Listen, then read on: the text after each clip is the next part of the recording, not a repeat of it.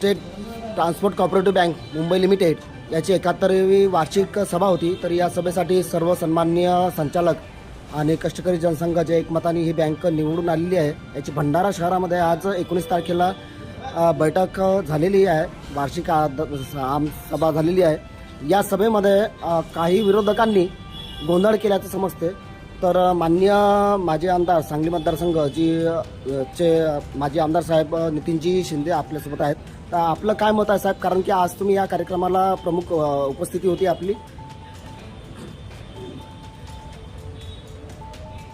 ST बँकेच्या 71व्या विशेष सर्वसाधारण सभेसाठी आज प्रमुख पाहुणा म्हणून मी उपस्थित होतो।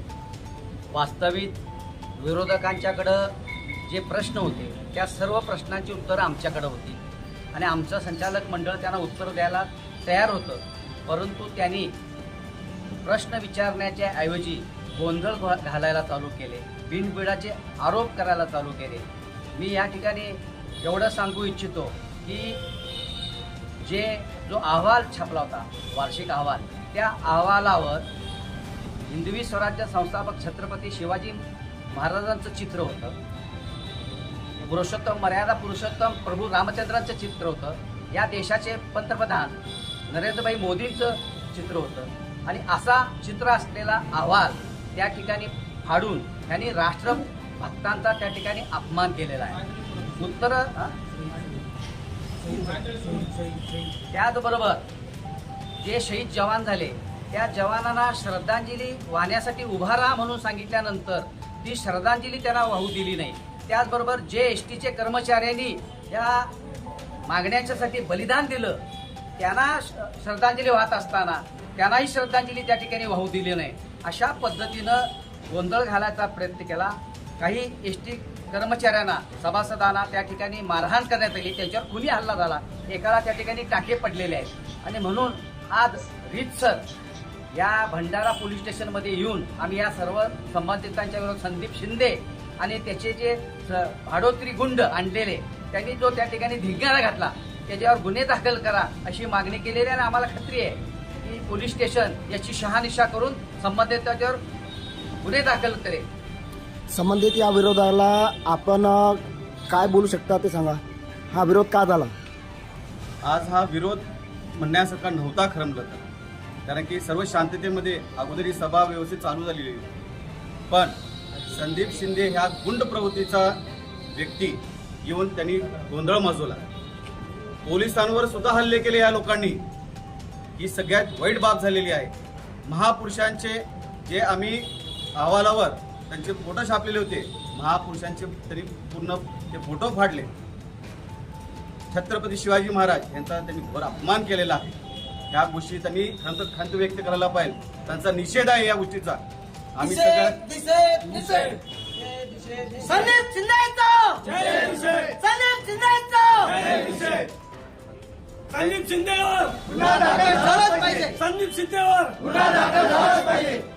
आम्ही ह्या सर्व गोष्टींचा निषेध करतो।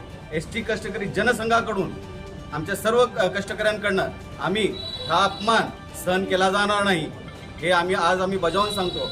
हा अपमान योग्य नाही, आपले महापुरुषांचा अपमान आम्हाला आवडणार नाही। माननीय आपले पंतप्रधान मोदी साहेबांचा अपमान त्यांनी केलेला आहे, त्याला त्यांनी शिवीगाळ करत होते ह्या सभेमध्ये। काय संबंध आहे?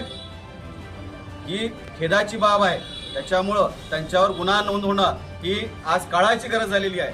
यांच्यावर गुन्हा नोंद व्हायलाच पाहिजे और यांच्यावर कडक कारवाई व्हायलाच पाहिजे असं मी सर्वांकडे मागतो। याच वेळेस आपल्या आमसभेमध्ये जे मुद्दे आपण ठेवलेले होते ते वार्षिक मुद्द्यांना सर्वांना आमसभा व्यवस्थित झाली आणि मुद्दे मंजूर झालेत का? सर्व कर्मचाऱ्यांनी आम्ही जे काही कष्टकऱ्यांच्या हिताचे मुद्दे होते ते घोषित केल्या सगळ्यांकडून टाळ्यांचा वर्षाव झाला आणि ते आम्हाला अपेक्षित होते। खास करून कष्टकऱ्यांच्या जीवनात प्रकाश टाकणारे जे काही ठराव होते ते ठराव या ठिकाणी बहुमताने पास झाले आणि म्हणूनच या संदीप शिंदे नावाच्या माणसाला याची चीड आली, म्हणून तो खुर्ची फेकून आमच्या पोलीस शिपायांना आमच्या कर्मचाऱ्यांना मारत होता। म्हणजे 25 वर्ष यांना जे जमलं नाही ते 2 वर्षात सदा होते पॅनलचे संचालक करत होते, हे त्यांना रुचत नाही, त्यांना पचत नाही। त्यांना आतापर्यंत बँक ज्या पद्धतीने खाता आली ते खाता येत नाही आणि खास करून बँकेच्या प्रत्येक सभासदांना ऑनलाईन काही मिळत नव्हतं ते ऑनलाईन आज सगळ्यांना SMS येतात, त्यांना गुगल पे, फोन पे आणि इतर सुविधा आपण देत आहोत. त्यामुळे यांच्या पायाखालची वाढ सरकली आहे. त्यामुळे यांच्या राग हा व्यक्त करण्यात आलाय. यामध्ये कुठल्याही कर्मचाऱ्यांचं त्यांनी आजपर्यंत ही साधलं नाही आणि आजच्या सभेत सुद्धा कर्मचाऱ्यांच्या हिताच्या प्रश्नावरती ते वादा आणत होते आणि त्यामुळे मी त्यांचा जाहीर निषेध करतो. निषेध निषेध निषेध.